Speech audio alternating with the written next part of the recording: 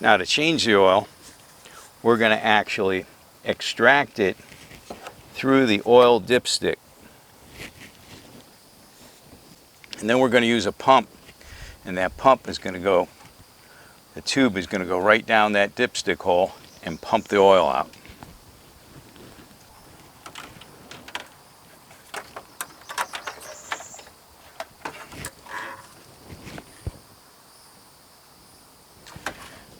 Now this is a cheap little pump that I bought off Amazon.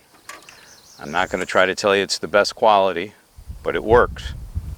It's low cost, and when it fails, I'll just replace it.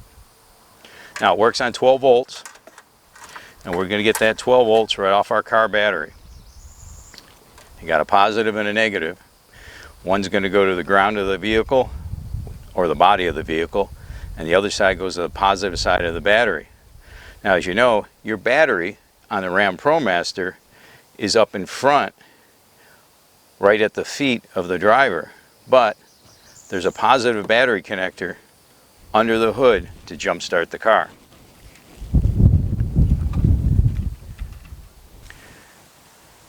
So right here on the driver's side, you'll see a little plus sign and this little flip up, and this is the positive side of the battery.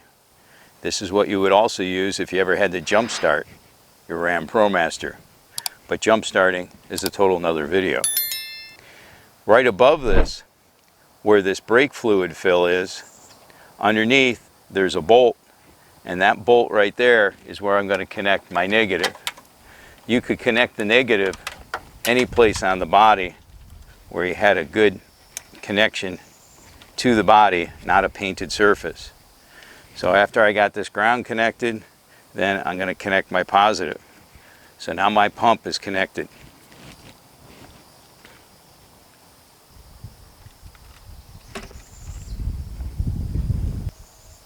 Then you take this tube and simply feed it down that oil dipstick area.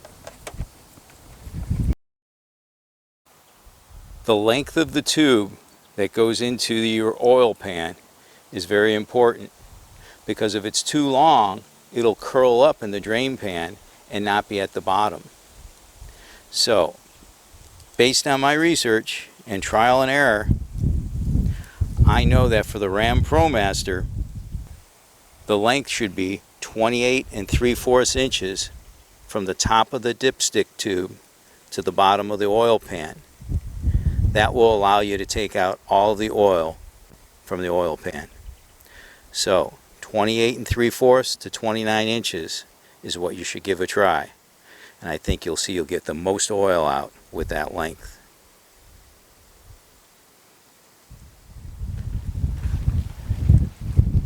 Then on the back of this pump, there's an on-off switch.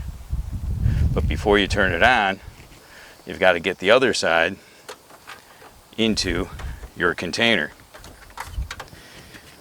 As you know from the composting toilet video, I like hanging on to these windshield wiper fluid containers. They're excellent for all types of things. If you haven't seen the composting toilet videos, take a look at those. Alright, so just take that, put it in here, and then turn on the pump, and we'll start pumping out the oil.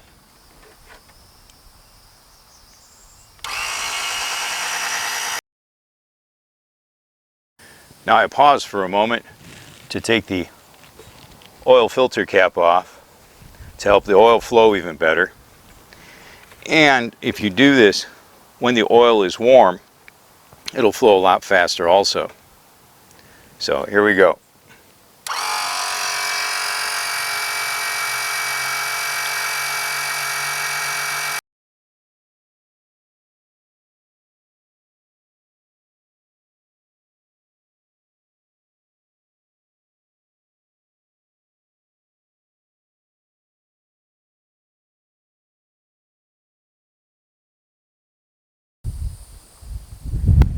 Before doing this, I placed lines on this 1 gallon container.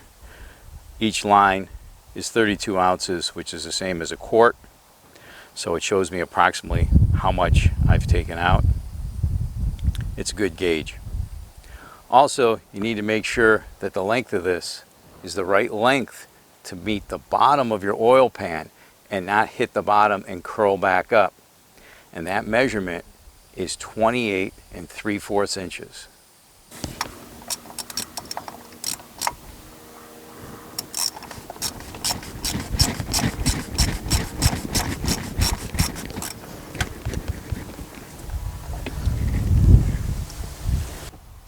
So the first time you do this, I recommend that you come under and take the oil drain bolt out of the oil pan and be sure that you didn't leave any oil behind.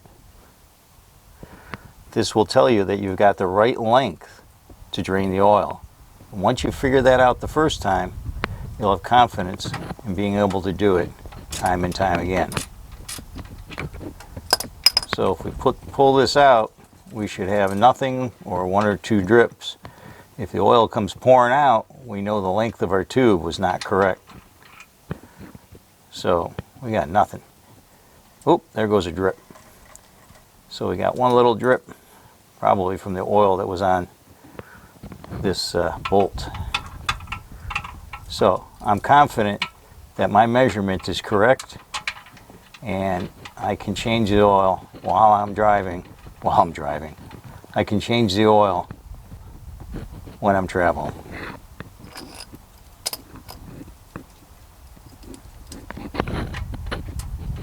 Which means I'll never have to take this bolt out again.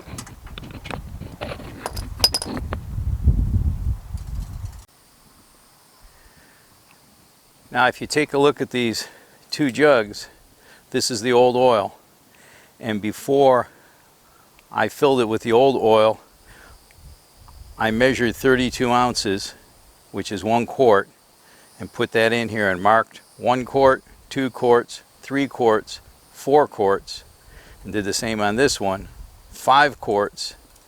This line would be 6 quarts. So I'd say 5 3/4 quarts is what I took out. So I know that's what should go back in. With your oil and your transmission fill, if you can capture everything that you took out and put that back in, you should be safe, as long as you know it was done properly the time before, and that's a good reason to do it yourself. Based on my research, this Pennzoil Ultra Platinum Full Synthetic is the best oil for this vehicle. We're going to use the 5W20 because that's what the manufacturer recommends.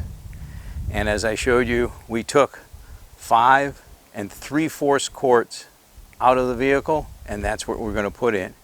This is a high mileage oil change oil, but I'm still going to change the oil every 4,000 to 5,000 miles because this van is basically my home, and I'm going to take real good care of it. I may be wasting a few dollars, but with the ease of changing the oil without even have to crawl on the ground, this is not a difficult thing to do.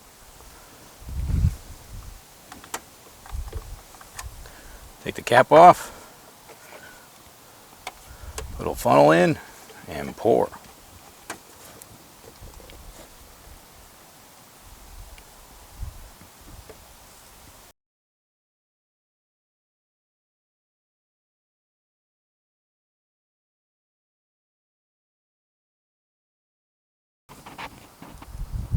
And put that dipstick back in, pull it out, and see where your oil is. The thing about changing the oil on this dipstick, it's really difficult to see clean oil, but she's right up about 3/4 there. Now we're going to run the engine a little bit, let it circulate through the oil filter, and check it again.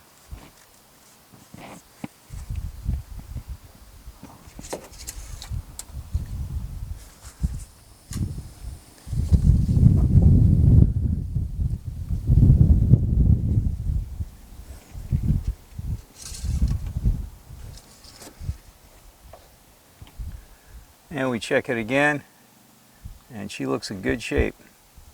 Should be around the center of that stick right there, and it's at the center or a little bit better. So we're good to go.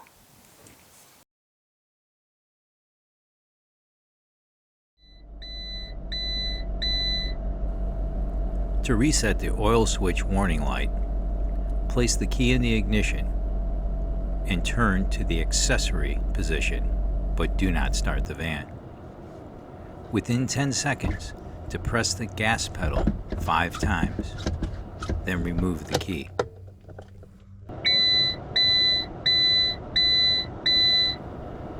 Now put the key in and start the van.